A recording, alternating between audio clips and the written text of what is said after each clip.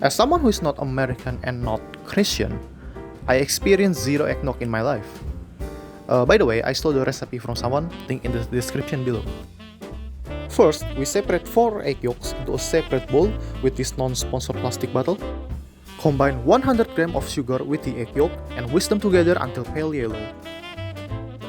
Grab your pot and heat up 500 ml of milk until it starts to bubble around the edges. Do not boil the milk. Not that I know why I shouldn't, but yeah, let's not do that. After that, we need to combine the egg mixture and the milk.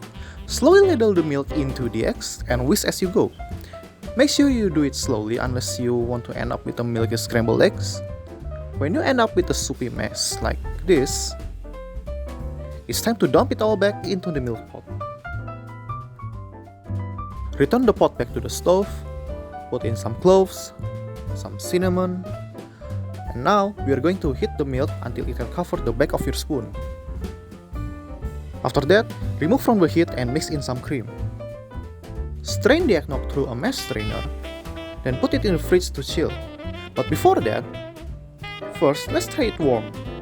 Let's add grated nutmeg here.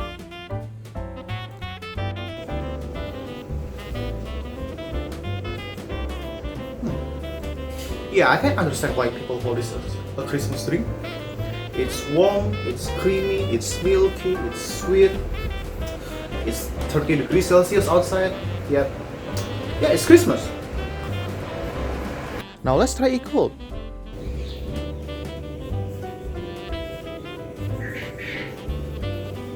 Wow, it tastes like melted cinnamon and nutmeg ice cream.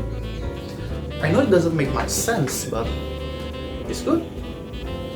This is the Eggnog video. Like it, dislike it, subscribe. You do you. See ya.